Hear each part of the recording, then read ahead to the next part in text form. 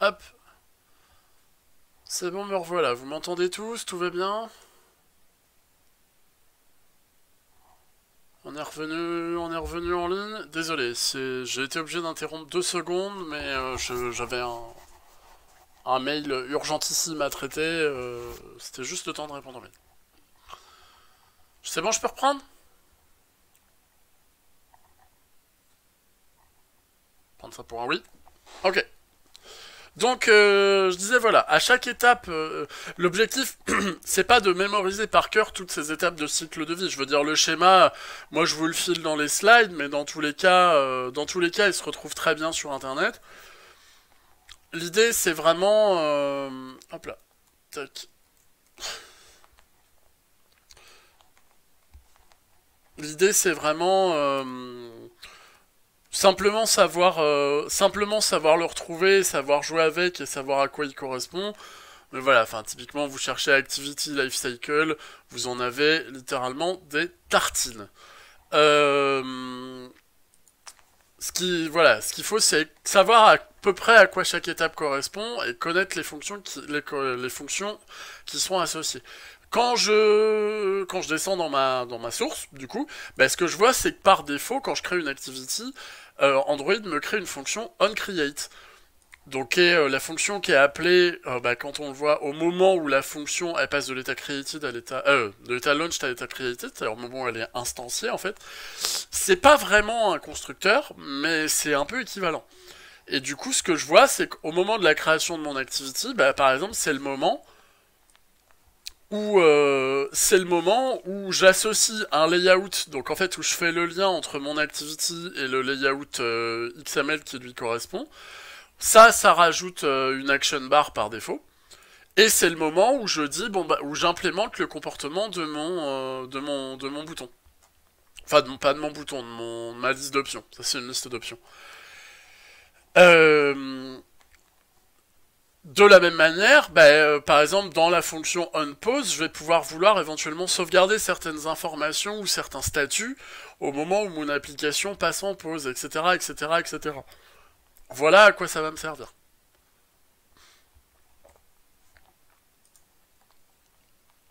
Alors, du coup, on en parlait tout à l'heure. Une activity, si je regarde, si je regarde ça, en fait, une activity, c'est pas seulement un fichier XML. En fait, c'est une composition de sous-fichiers XML qu'on appelle des fragments.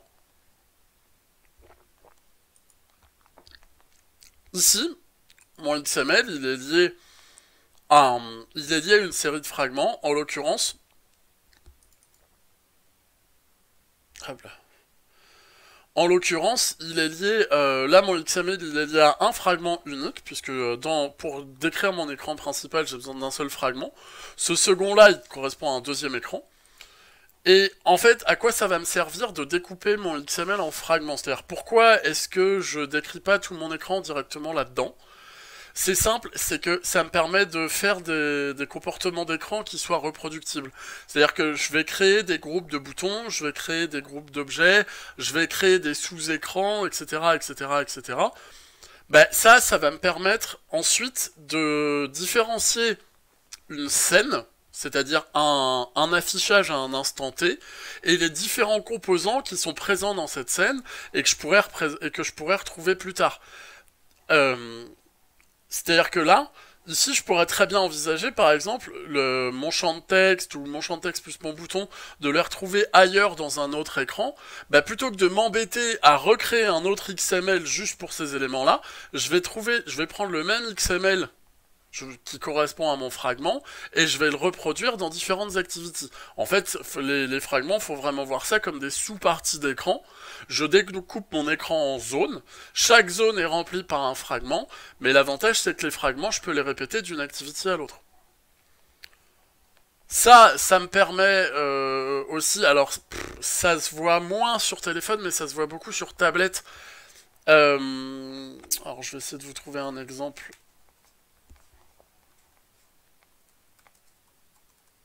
Euh, Je vais essayer de vous trouver un exemple un peu parlant.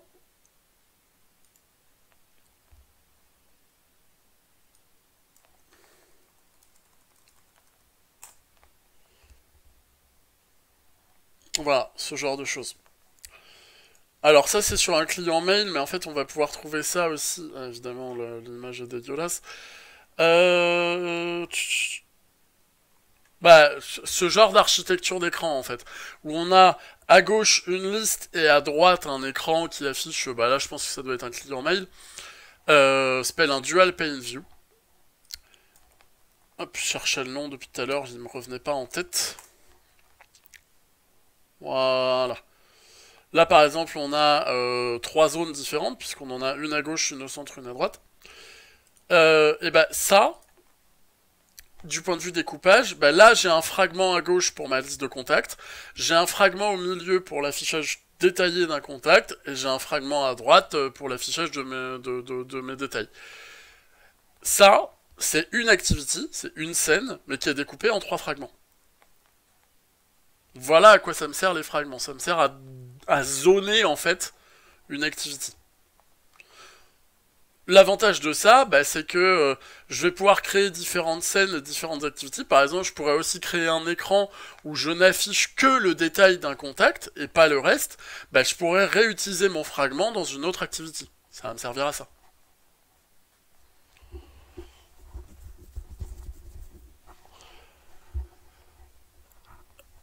Une fois que j'ai les activités qui sont mises en place, je vais venir définir des transitions entre ces activités. Les transitions, ça va être quoi? Bah, ça va être des événements, en fait, qui vont être déclenchés par une activity pour aller vers une autre. Ça s'appelle des intents. Le principe même des événements, c'est de dire, bah, le clic sur un bouton dans une activity, ça va déclencher une fonction. Cette fonction, elle va venir en fait déclencher un événement type onCreate dans une autre activity et je vais pouvoir recommencer mon cycle. Autrement dit, toute la composition de mon développement n'est jamais qu'un enchaînement de événements fonctions. Ça rejoint exactement ce qu'on avait vu sur le premier cours sur la notion notamment de programmation événementielle et de programmation par composants. C'est-à-dire qu'en fait, tout dans Android n'est jamais géré que sur un modèle d'événement. Tout n'est géré que par des événements soit internes à l'application, soit propres à l'utilisateur, soit extérieurs, qui vont venir déclencher les comportements, et ces comportements vont être captés par l'application et reproduits. Alors, les transitions, il y en a de différentes sortes.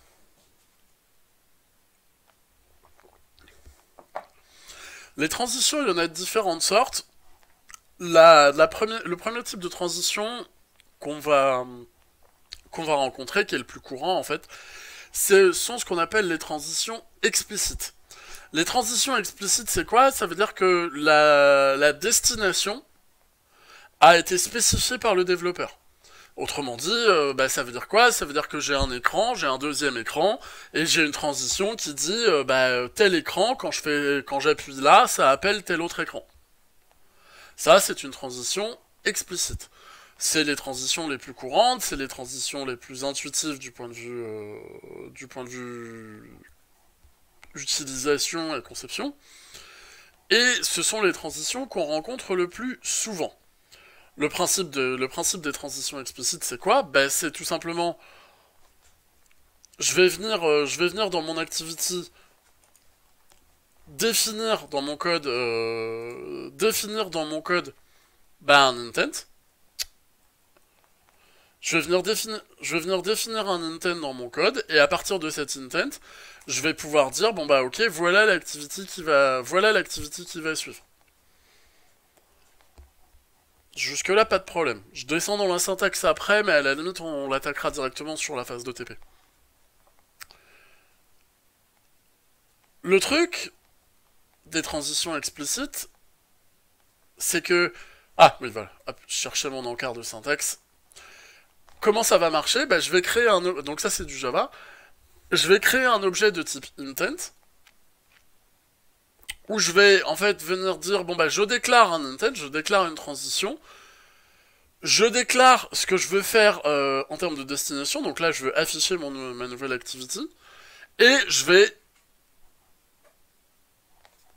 Hop là, non, je suis en train... Je vais dire, c'est pas logique, oui, ça c'est mon intent implicite, pas autant pour moi. C'est juste que, hop, mon exemple de syntaxe ici, c'est pas le bon.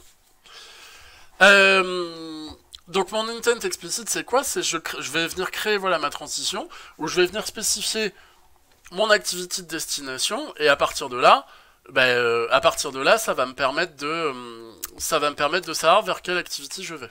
Hop, je vous trouve un exemple. Tac.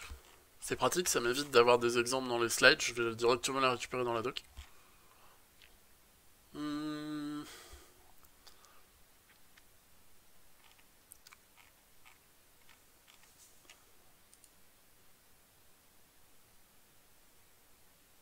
Ouais, ça fera le job.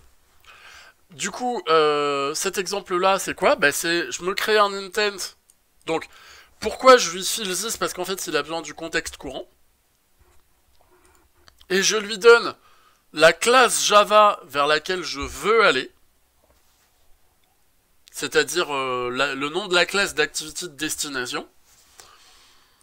Éventuellement, donc là, cet intent-là, il lui file une donnée qui est... en fait, il transite une URL d'une activity à une autre, c'est pour ça qu'il le fait. Mais je pourrais me contenter d'un apply vide, dans un premier temps. Donc, je spécifie le contexte, je spécifie mon activity de destination, ça me crée ma transition, et ensuite, quand j'ai besoin de la lancer, je fais un start activity. Là, dans notre cas, c'est un start service, donc ce sera un start activity de l'élément que je viens de créer. L'avantage de ça, c'est que depuis mon activity, je vais pouvoir déclencher des éléments, je vais pouvoir déclencher des comportements ou déclencher ma transition. Ici, l'exemple que j'ai là, il déclenche pas une activité, il déclenche un service. Ce qui revient strictement au même du point de vue comportement, c'est juste que les services, c'est un autre type justement de composant. C'est un autre type de composant dans une activité. J'essaye de vous trouver dans une application. J'essaye de vous trouver un exemple simple.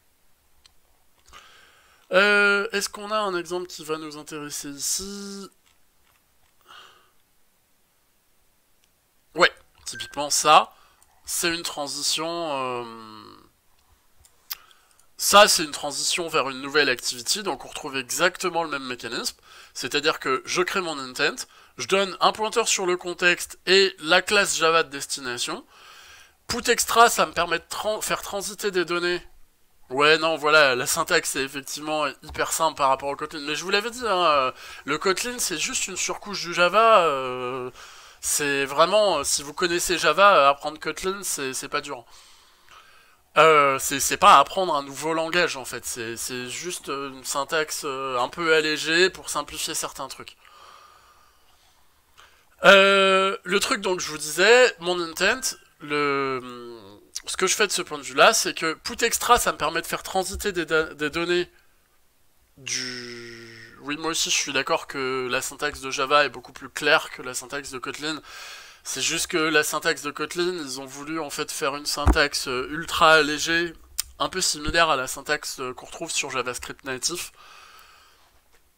ou sur certaines variantes de Python. En gros, ça permet à des gens qui n'ont jamais développé d'accéder facilement à la manipulation du langage. Le gros intérêt de ce genre de surcouche, c'est que ça permet d'ouvrir les clés du développement d'applications, même à des gens qui n'ont jamais développé avant, en fait. Donc ça permet de créer des communautés de développeurs facilement.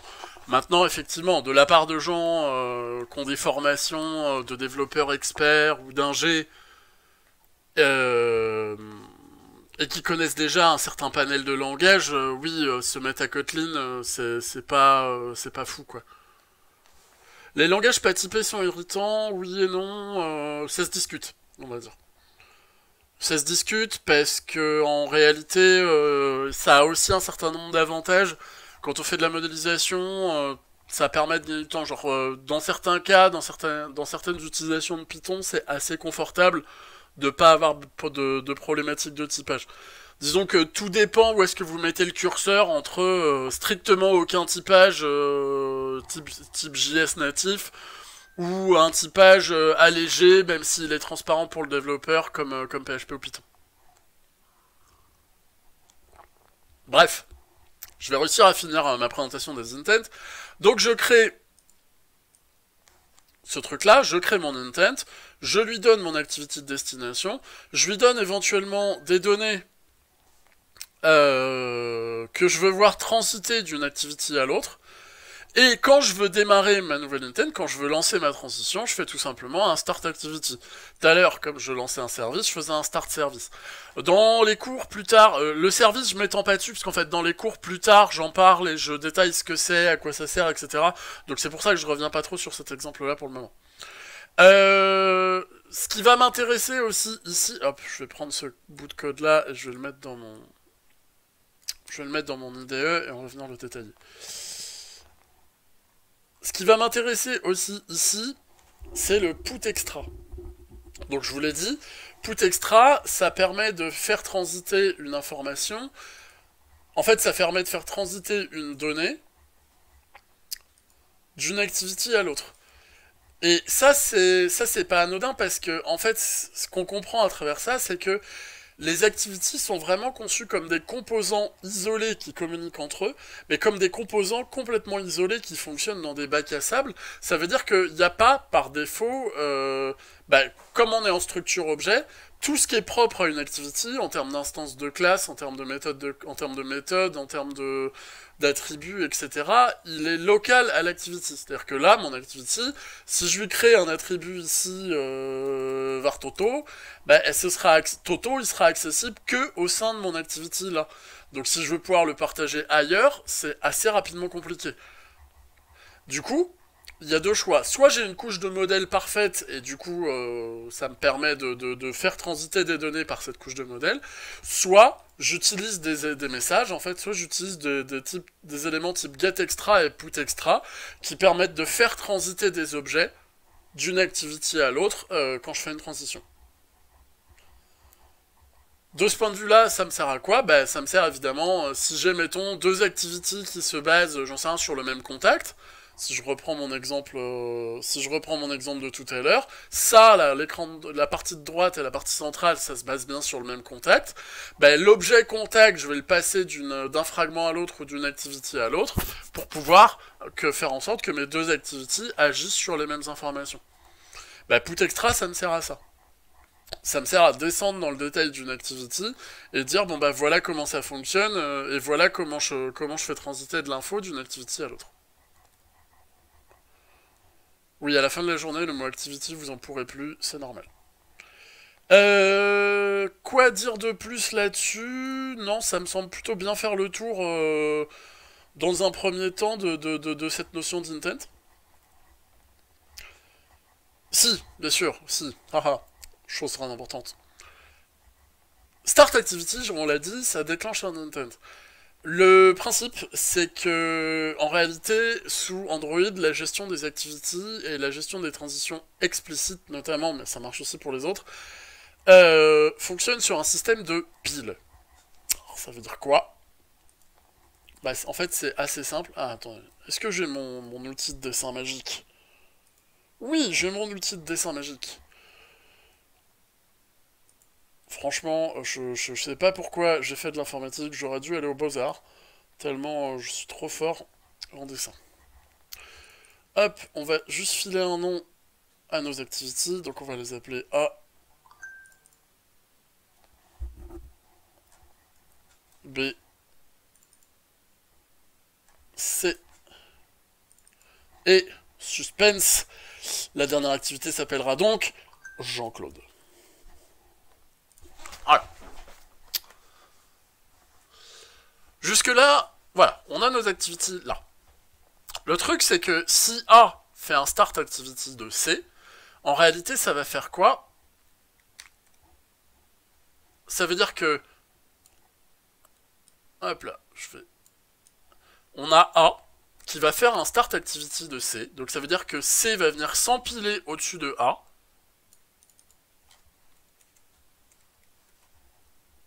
Hop là, je me bats un peu contre les outils de dessin, je ne vous le cache pas.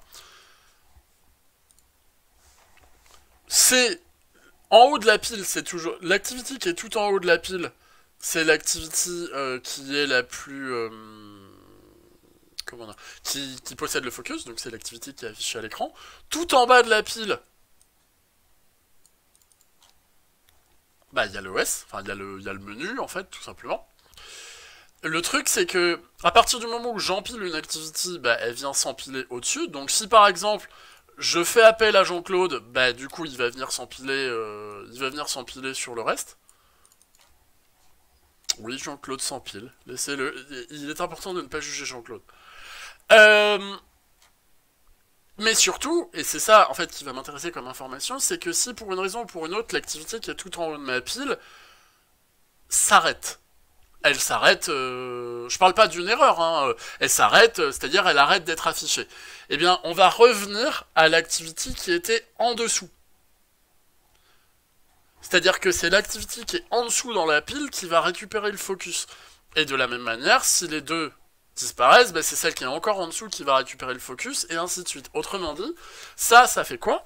Ça fait que bah, ça va me permettre de créer un historique des activités qui s'appellent les unes les autres, et donc ça fait que quand je vais faire précédent d'un élément à l'autre, sur mes activités, bah, je vais pouvoir remonter le fil de mon empilement, euh, comment dire, au fur et à mesure du temps. Autrement dit, je vais pouvoir remonter tous les écrans qui ont été affichés. Ah, tous les écrans qui ont été affichés un par un. Et ensuite, c'est moi qui vais permettre de revoir en fait le fil des écrans qui se sont déroulés à l'affichage. Si jamais je veux dépiler un objet, j'utilise la fonction finish. Finish, c'est quoi? Bah en fait, ça veut dire que là, ici, après le start activity, je vais avoir un finish de this. Et ça va permettre de faire en sorte, au moment où je déclenche ma transition, non seulement Jean-Claude va venir empiler sur C, mais en plus C, grâce à Finish, va sortir de la pile. Autrement dit, si plus tard, après, Jean-Claude n'est plus affiché, c'est pas C qui va être réaffiché, c'est l'activité qui est en dessous. Donc A. Ça fonctionne sur ce mécanisme de pile là. Finish, ça sert à ça me sert à dépiler une activité. Ça me sert en fait plus précisément à clore l'activité courante. Et du point de vue affichage, ça passe mon activité aussi de running à stopped.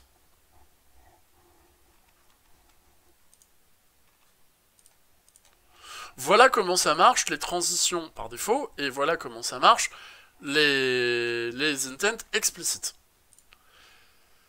S'il y a des intents explicites, ça veut dire que, par définition, il y a aussi des intents implicites.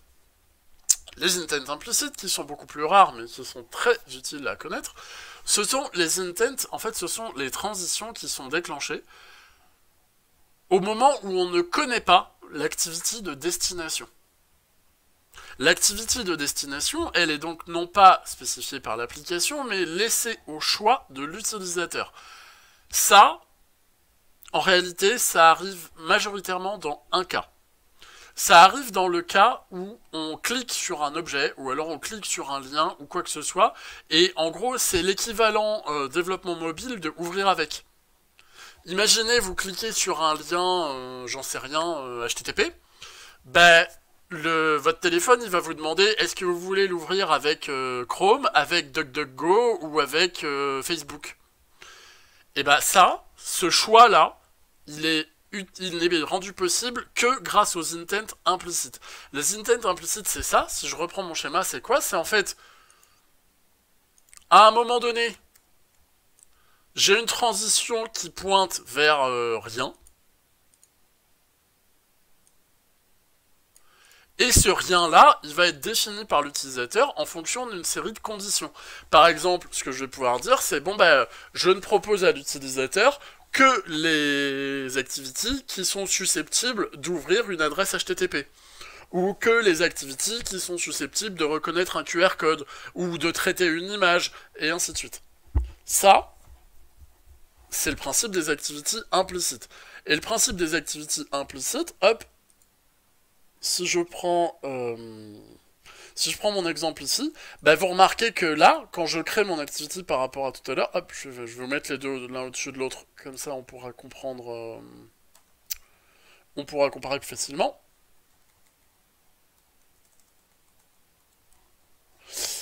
Vous remarquez que, contrairement à tout à l'heure, là, dans mon intent, je ne spécifie pas mon activity de destination. Ça me crée donc une activity implicite. Et pour le coup, ça c'est un des gros intérêts du Kotlin, c'est que la syntaxe est à peu près la même entre les activities implicites et explicites, chose qui n'était pas vraie en Java. En Java, les intents implicites, ça avait vraiment une activity à part, ça avait vraiment une syntaxe à part, pardon, notamment parce qu'il fallait spécifier tous les critères de sélection, là où ça a été, je trouve, pas mal clarifié en Kotlin. L'idée c'est que dans mon intent implicite ici, je spécifie quoi? Bon, le put extra, ça n'a pas changé, c'est pour faire transiter des messages d'une activité à l'autre. Par contre, je vais venir ici faire un send. Pourquoi? En fait, je vais venir spécifier l'action qui me permet de déclencher mon activity. Est-ce que c'est un show? Est-ce que c'est un send? Est-ce que c'est autre chose? Autrement dit, quel est le type d'action qui me permet de déclencher la nouvelle activity qui arrive?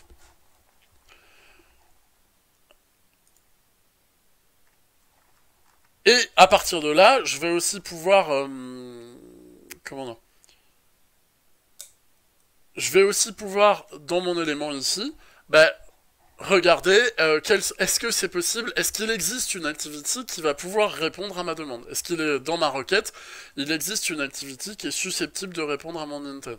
Autrement dit, quand je clique sur un lien HTTP, est-ce que oui ou non, il existe bien des activities dans mon package manager qui sont susceptibles de traiter les requêtes HTTP. Voilà à quoi ça me sert. Quoi vous dire de plus là-dessus? Non, ça on s'en cogne. Ça, bah ça du coup c'est ce qui se passe dans l'activity de réception.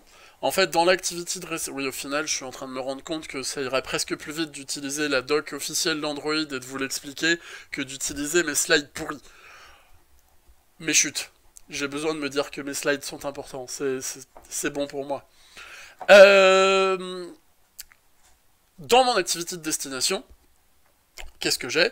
Bah du coup, à partir de là, je définis les actions en fait auxquelles mon activity va être capable de répondre.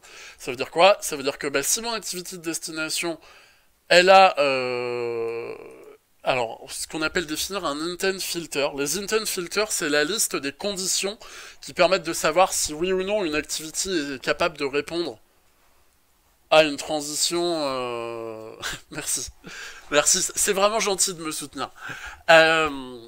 Les intent filters, ce sont les conditions qui permettent de déterminer si une activity est capable de répondre à une transition implicite ou pas. Puisque sinon, sans ces intent filters, bah, à chaque fois que vous faites un intent implicite, le téléphone vous proposerait toutes les applications du téléphone tout le temps. Ça, c'est un peu chaud. Donc du coup, on a un système de filtrage, et ce filtrage, c'est ce qu'on appelle les filters. Oh oh, filtrage, filters, jusque-là, vraiment, vous avez bien fait de venir, ça valait le coup. Le truc de ça, c'est que dans mon activity, donc là on est bien d'accord, c'est dans l'activity de destination. Donc c'est celle qui reçoit l'intent filter, enfin celle qui reçoit la transition. Bah, je définis une action send. Éventuellement, je peux définir une catégorie, je peux définir des types de données, etc. Et parce que j'ai défini ces intent filters là, bah, ça veut dire que ici, l'action que j'ai spécifiée ne pourra répondre à cet intent que une activity qui a spécifié une action, un intent filter de type send. C'est grâce à cette structure-là, c'est grâce à cet élément-là, que mon activity va pouvoir être proposée automatiquement par le téléphone au moment où je déclenche ma transition. Et ça, c'est extrêmement central parce que c'est ce qui permet en fait, de spécifier qui va être susceptible de répondre aux intents implicites.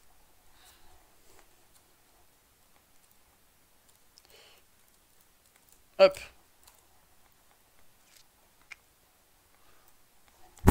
Hein, franchement, dans mes slides, il manque plus que du word art et elles seront de toute beauté.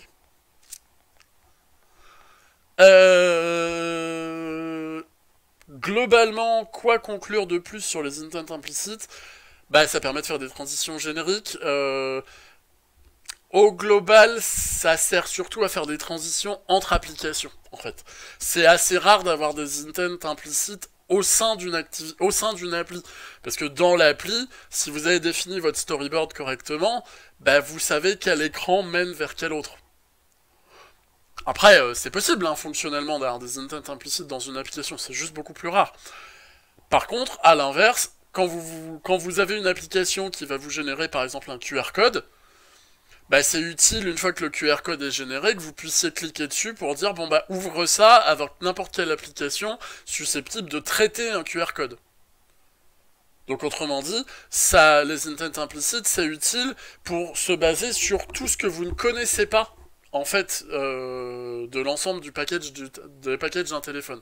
Sachant que la structure d'Android, c'est que chaque activity est dans son bac à sable, même si elles partagent toutes la même machine virtuelle, chaque activity est dans son environnement et son bac à sable, et donc par défaut, vous n'avez pas une vision, depuis une activity, vous n'avez pas une vision de tout ce qui est installé sur le téléphone.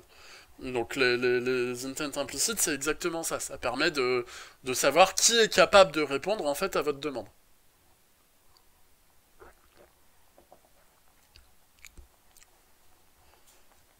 Voilà là-dessus. Donc les fragments, les activities, les intents implicites, les intents explicites. Franchement, jusque-là, c'est gérable. Soyons honnêtes, on a vu plus dur. Quoi vous dire sur les fichiers de conception? Si, deux, trois trucs quand même. Euh, alors, déclaratif, programmatif, non, c'est vrai, mais sans être vrai. C'est-à-dire que, oui, effectivement, on peut développer une application sans jamais avoir énormément besoin de descendre dans le Java, tant qu'on développe des applications simples. C'est vrai, mais en fait, ça a tendance à disparaître, notamment par rapport à tout ce que je vous ai dit la dernière fois sur... comment dire? Excusez-moi, je me fais harceler.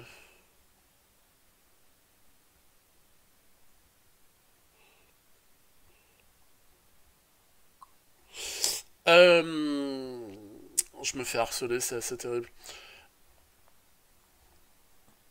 Par rapport à ce que je vous ai dit donc la dernière fois sur la notion de développer des applications comme des sites web. Vous vous souvenez quand je vous ai parlé de, enfin quand on a parlé de Xamarin et de Cordova? Bah aujourd'hui, quand on veut faire des applications maquettes qui sont des applications, on va dire un peu vides et qui sont surtout des sites web avant d'être des grosses applis avec pas mal d'exigences fonctionnelles, en réalité, on va pas faire du full XML, on va directement passer par les outils web qui correspondent, que ce soit Cordova pour le faire en JS ou que ce soit Xamarin pour le faire en C Sharp. Euh, Faire une application en full XML sans jamais du tout descendre dans le Java, déjà, bah voilà, vous vous rendez bien compte fonctionnellement d'à quel point c'est limitant. Du coup, on va plutôt avoir tendance à passer par les outils extérieurs. Même si, dans l'absolu, oui, c'est possible de faire une appli où on est défini que les layouts d'écran et où on se contente de ça. Il y a plein, en fait, d'outils, il y a plein de solutions dans le XML qui fait que vous n'avez pas systématiquement besoin de descendre dans le Java pour tout développer. Maintenant, dans les faits, encore une fois, je sais que vous avez aussi tous ou presque tous un profil quand même orienté info, orienté spécialiste en info qui plus est. Donc voilà, enfin, je sais que descendre dans le code, ça vous fait pas peur, quoi. Chose qui est pas forcément vraie, encore une fois, quand on veut faire de la conception d'appli qui soit accessible à des gens qui n'ont jamais développé de leur vie. Hmm. Deux, trois règles de base. Encore une fois, on en a parlé déjà, mais deux, trois règles de base sur la conception et la création d'une application téléphone. Alors, je suis pas prof du X, donc je vais pas m'étendre sur ces sujets-là. Mais globalement, ce qu'il faut comprendre, c'est que du point de vue taille d'écran et notamment du point de vue temps d'utilisation, on conçoit pas du tout une application mobile comme on conçoit un logiciel. Un logiciel, on va avoir tendance à beaucoup centraliser d'informations sur le même écran, puisqu'en fait on a une fenêtre principale et plein de menus, sous-options, etc. Là où une application, on a plutôt tendance à réfléchir en disant une fonctionnalité égale, enfin une ou deux fonctionnalités égale un écran. C'est beaucoup plus facile de changer d'écran et d'avoir une fonctionnalité majeure par écran que d'essayer de tout mettre sur le même. C'est beaucoup plus facile en termes d'utilisabilité, en termes de conception, etc. Encore une fois, je vous en ai parlé au premier cours, mais on est tous d'accord que quand vous démarrez une application, même une application complexe, vous avez jamais eu besoin de lire un manuel utilisateur pour comprendre comment elle fonctionne. Bah ça, c'est parce qu'il y a des UX et des UI designers qui ont bossé pour que les applications soient claires. C'est pas une question de beau, c'est pas juste une question de beau et d'esthétique, c'est une question d'utilisable et de cohérent. Faire en sorte que quand vous voyez un bouton vert, vous sachiez que ça veut dire valider, et quand vous voyez un bouton rouge, vous sachiez que ça veut dire annuler. Faire en sorte, quand vous slidez vers la droite, que ça évoque le fait de continuer dans un processus et que slider vers la gauche, ça évoque de revenir en arrière. C'est pareil, c'est des notions de base, mais c'est des notions qui, en soi, doivent être intégrées quand vous faites de la conception d'appli. Et ça, encore une fois, il y a des cours complets dédiés à ça. Je sais pas si vous avez des cours d'UX dans le cadre de votre cursus. Si vous en avez pas, honnêtement, c'est pas du luxe de regarder un peu sur le net. Parce que c'est vraiment, c'est des compétences sur lesquelles je pense que n'importe quel développeur devrait avoir un minimum de clés. Alors, autre chose, donc on parlait des classes Java, on parlait des fichiers XML. Il y a deux outils, il y a deux fichiers dans un projet qui sont vraiment super utiles à connaître. Le premier, c'est le fichier manifest. Si vous avez déjà fait du Java, le fichier manifest, a priori, c'est un truc dont vous avez déjà dû entendre parler. Le fichier manifest dans une application Android, c'est un fichier central. Et il est super important. 99% de son contenu est saisi, géré totalement automatiquement. Donc vous avez à la limite pas trop besoin de vous inquiéter de comment il est écrit. Par contre, c'est un résumé de votre application. C'est un résumé de votre application. Vous voyez, là, j'ai l'icône de lancement, j'ai le nom de l'appli. D'ailleurs, vous voyez que là, elle est associée à une clé dans le fichier string. J'ai l'icône rond qui va s'afficher dans mon menu. J'ai l'ensemble de mes activities qui sont déclarées.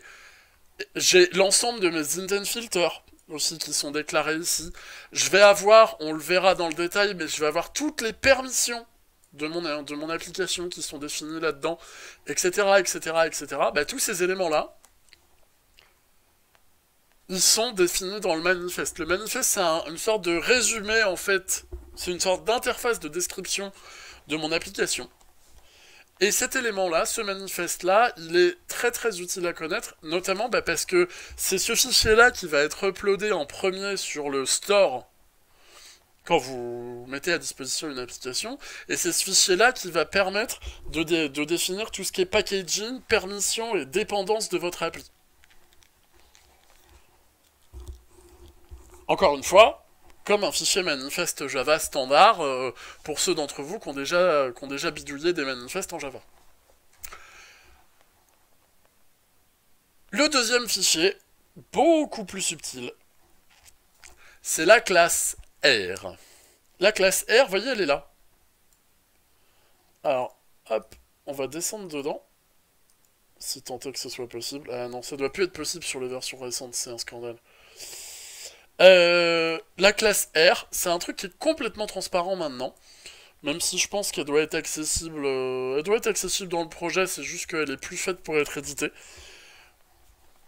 Hop, je vais essayer de vous trouver un exemple sur les internets.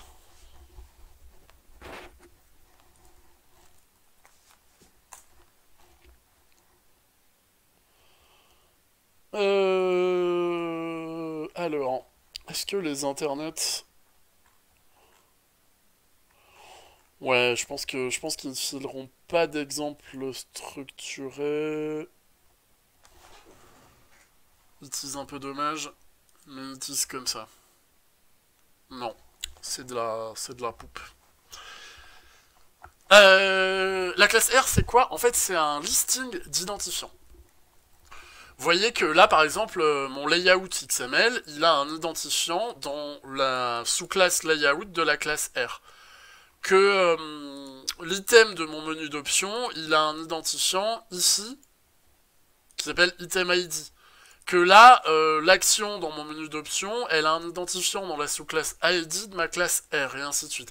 Ma classe R, c'est un listing d'identifiants, en fait, c'est un ensemble de constantes hexadécimales qui permet de stocker et de faire des références à tous les objets graphiques d'une application. Tous les objets graphiques, ça veut dire les widgets, les outils, les boutons, les layouts, les activities, les écrans, les fragments, les menus, voilà, tout. Tout ce qui, d'une manière ou d'une autre, a destination à être affiché ou à contenir des trucs qui vont être affichés, possède une référence dans la classe R. À partir du moment où vous créez l'objet dans le XML, sa référence dans la classe R, elle est créée automatiquement. Ça, c'est vrai maintenant. Attention, phrase de vieux con. Dans les premières versions d'Android, c'était pas comme ça. Oh, oh, oh.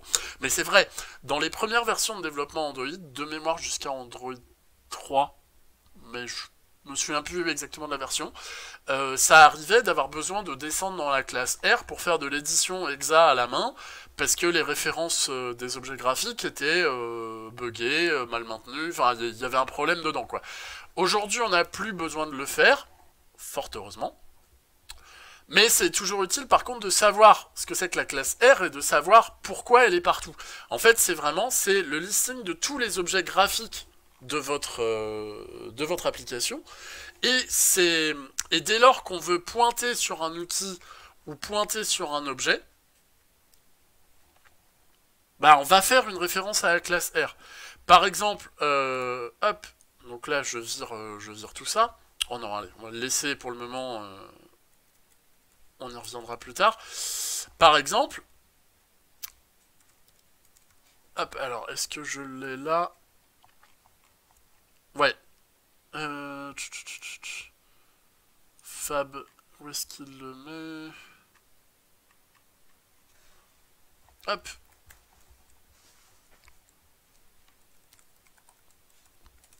Par exemple, on va reparler de la fonction findViewById.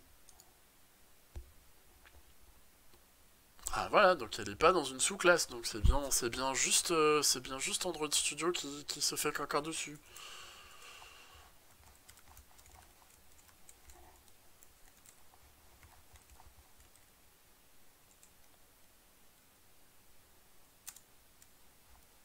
Hop.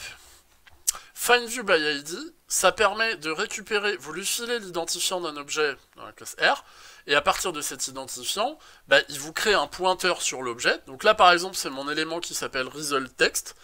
ResultText, il doit être créé là-dedans. Ouais, il est là. Donc du coup, c'est un élément de type... c'est un élément de type quoi, d'ailleurs? C'est un élément de type TextView. Donc du coup, si je fais un... var toto 2.textview égale findViewById de machin, et bien en passant par la classe R, j'ai réussi à créer une référence de mon objet que j'ai stocké dans la variable qui est là. Ça va me permettre de faire mon setOnClickListener, etc.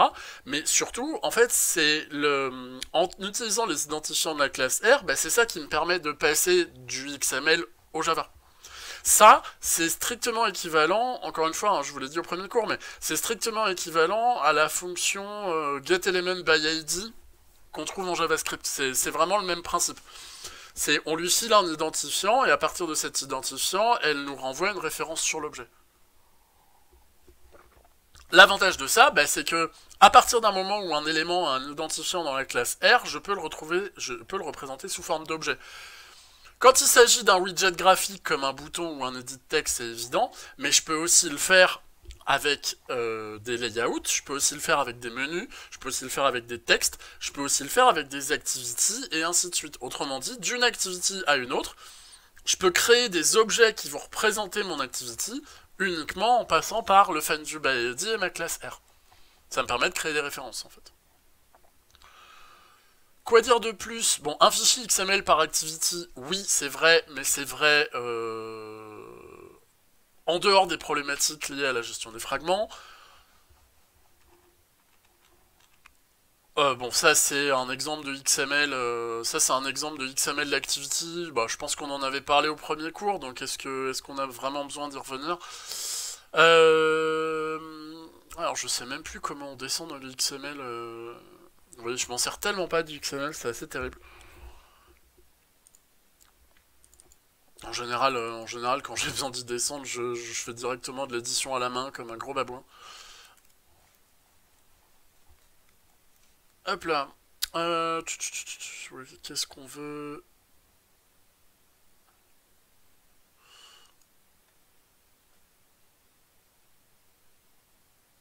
Show in Dolphin. Voilà, ça va m'intéresser. Hop, je vous l'ai dit à la main, parce que la flemme, n'est-ce pas? Non. Hop.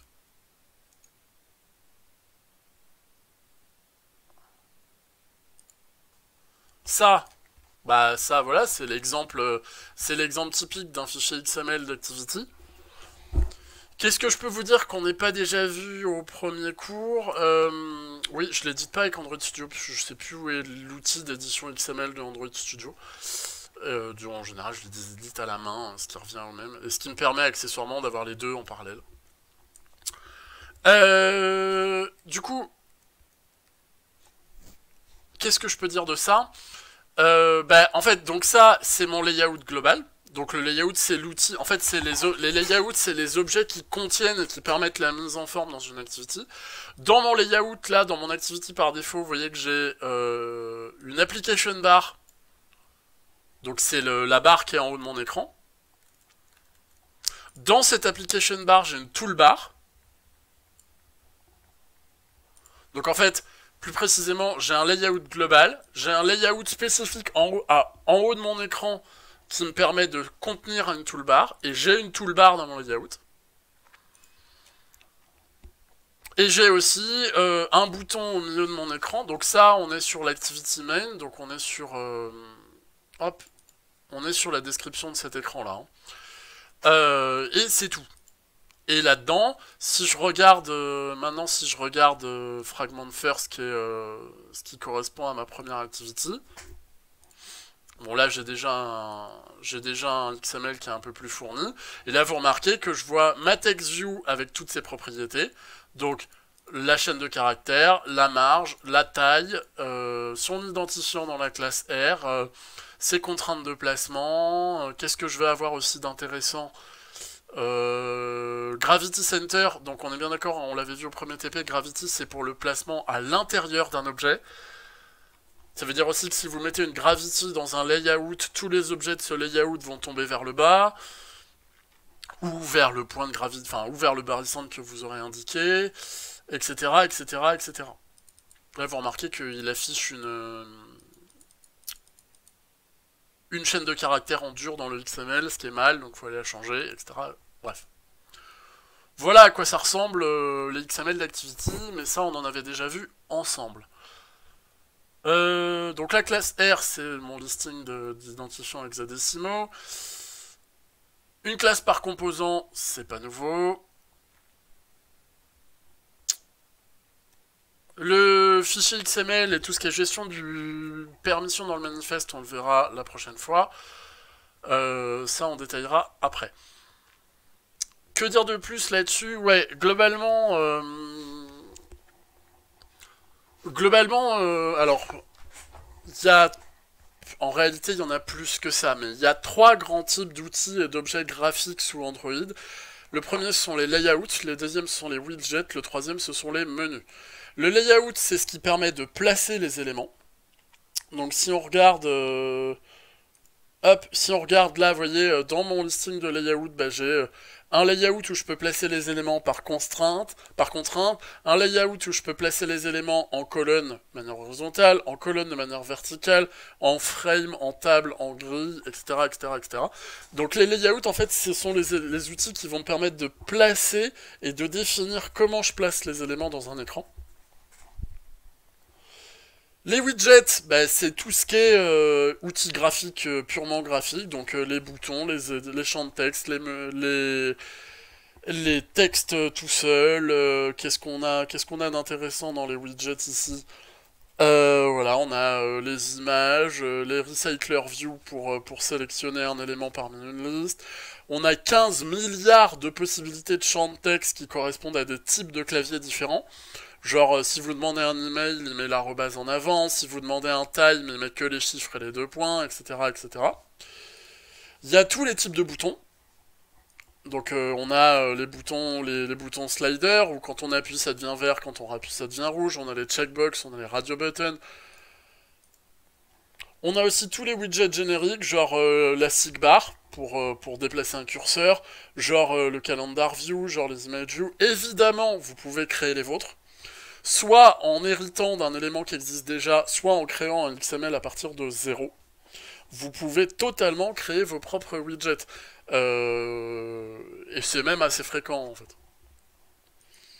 Les surface view, les search view, bref, vous avez des kilotonnes de widgets, et ça, ce ne sont que les widgets par défaut, vous pouvez aussi aller en télécharger d'autres, bref, vous voyez le principe, ce sont tous les micro-objets graphiques qui vont définir les outils en fait d'interaction de votre application.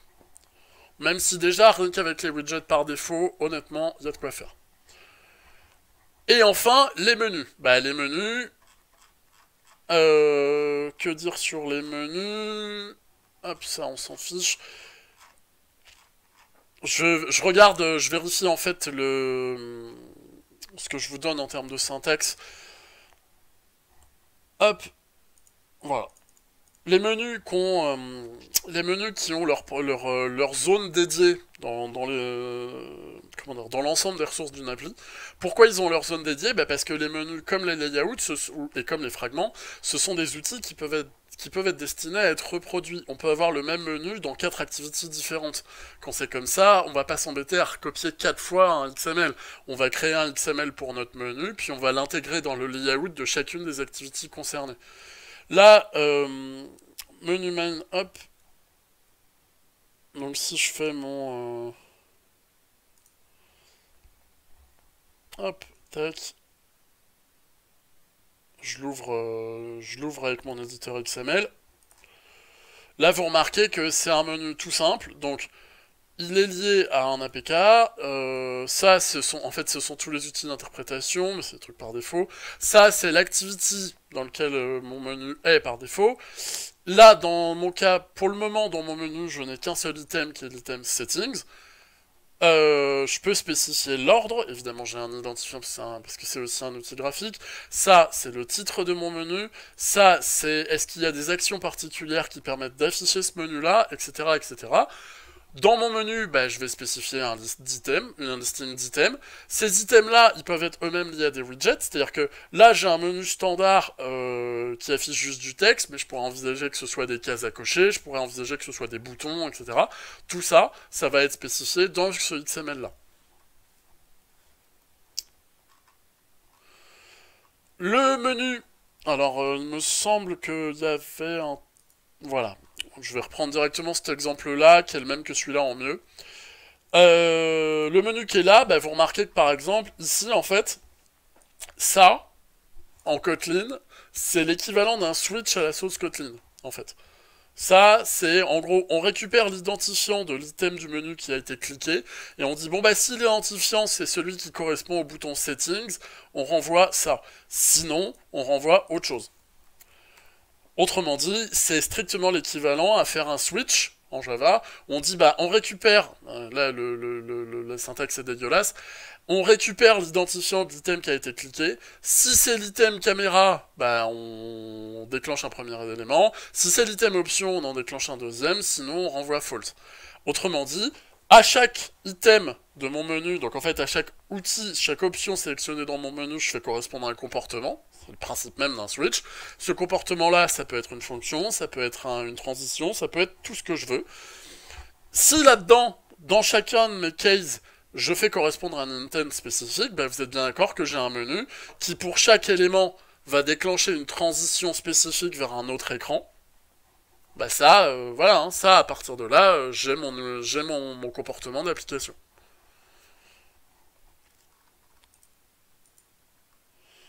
Voilà, je pense que ça fait déjà bien le tour pour ce matin. Je sais pas à quel point, je sais pas à quel point c'était des choses nouvelles ou c'était des choses que vous aviez déjà un peu pratiquées en TP. L'objectif c'était aussi de faire un peu plus le tour sur les aspects archi et construction d'un projet. On va évidemment mettre ça en pratique dans le cadre de l'exercice à venir. J'espère que ça vous a intéressé, j'espère que ça vous a plu. Je vous propose de se faire un quart d'heure de pause, donc on se retrouve à -25 sur Discord. Et bah, on pourra bosser tous ensemble voilà, sur la partie exercice à venir. On se dit, bah du coup, on se dit merci à tous, et puis bah à dans un quart d'heure sur Discord. Salut!